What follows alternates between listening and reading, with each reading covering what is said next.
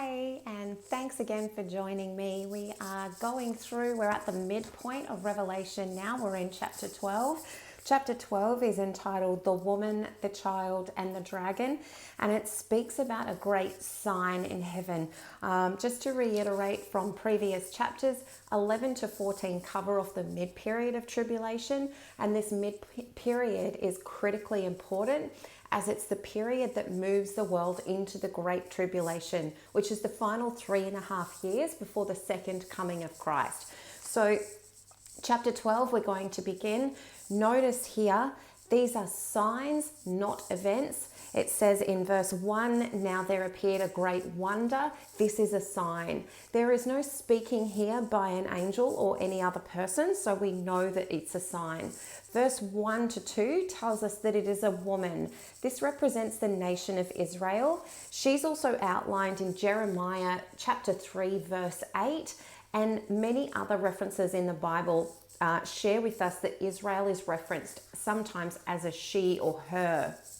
In this instance, she is in labor with a son who will rule with a rod of iron. Remember, the Messiah is not a baby. So this is a representation. And it says it is clothed with the sun, which is light, and she has the moon under her feet and a crown of 12 stars. This crown of 12 stars is authority, and number 12 again is the number of the perfect government. So think about 12 tribes of Judah. This is a similar sign with the number 12 here. Psalm chapter 2 verse 7 to 9 also helps to explain this. Again, the focus of this chapter is that Israel is producing the Messiah.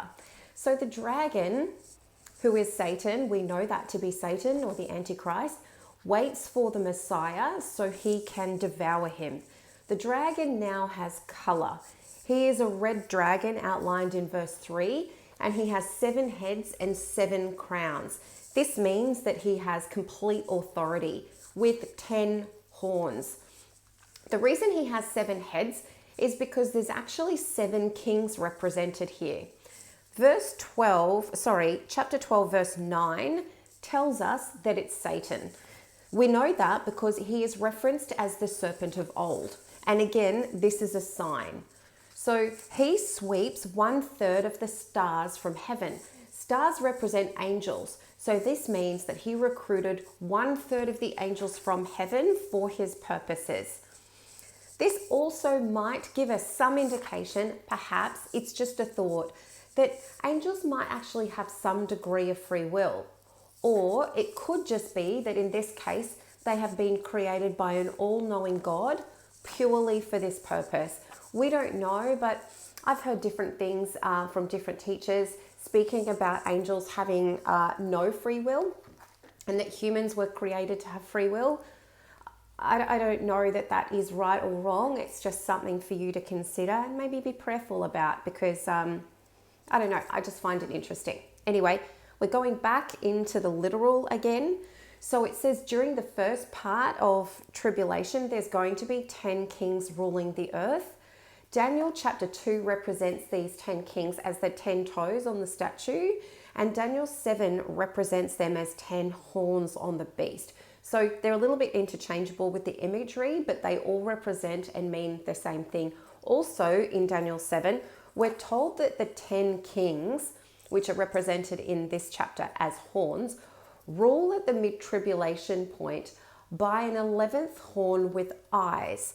But prior to this point, he removes 3 of the horns, which leaves 7 heads and 7 crowns.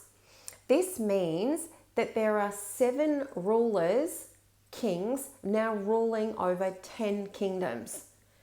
This is because 3 have been wiped out at times, and half a time. And some of the detail is contained within other chapters on this. But again, this is the 3.5 year mark. There are still 10 kingdoms, but it's just that the rulers have been wiped out because the 11th becomes the king over everyone. 2 Corinthians chapter 4, verse 3 to 4 speaks to the world being blinded by this through the deceiver.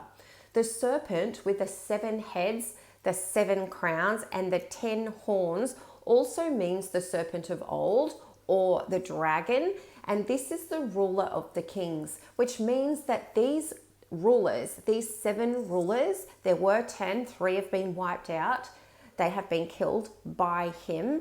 They are actually part of the Antichrist. They're part of Satan's mission.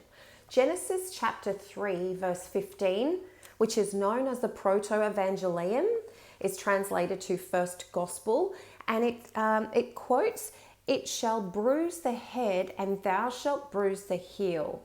And this is a declaration that we've been given, that through you I will bring the seed, and he will rectify the problem. But not before the serpent has a chance to strike him, which is about bruising the heel. And at this point, the Revelation 6 woman, which is Israel, fled into the wilderness. The people, as Israel, moved into the wilderness and protected and provided by God for 1260 days. This is another supernatural event. In verse 7, it says that there will be a great war in heaven, and the dragon and his angels will then be cast down by Michael, the archangel. This is the point that all demons lose access to the throne room and of heaven for eternity. They will no longer have access to God. That is it. Up to this point, Satan and his angels have moved interchangeably between the 2 realms of heaven and earth. But now he's been expelled. He is bound to earth. And he takes out his anger in this realm with anyone who loves God. Any people on the earth who love God. He is now out for revenge. Revelation chapter 12, verses 13 to 16 tells us that he persecutes any Christian and Israel, which is known as the remnant. But they are given supernatural provision to depart and hide. It speaks about the wings of an eagle. And the great eagle was described again in the book of Exodus, chapter 19, verse 3 to 4. The serpent supernaturally creates a flood. Jesus instructs his people in Matthew 24 in the Olivet Discourse, Matthew 24 verses 15 to 21, that when you see the abomination of desolation, all must flee immediately. Now this is a warning. He has given his people a warning, and this fleeing only protects the believer. At this point, if you don't believe in Jesus, you don't believe the statement, and then you may be left behind. This is a test of faith. This protection does not apply to all Jews on the earth at the time, just to the believers.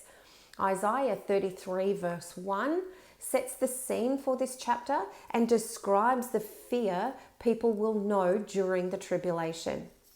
I encourage you to look that up. Also, Isaiah 33 verses 14 to 16 tells us the unbelieving Jews are petrified. Micah chapter 2 verses 10 to 11 speaks to the evil that is coming, but the people won't listen. And Micah chapter 2 verses 12 to 13 speaks of the protection of the remnant as sheep in a fold. This translates in Hebrew to Botzrah, and that is the current name of Petra. So that gives us an indication as to where these sheep, these followers of Christ, may be heading to.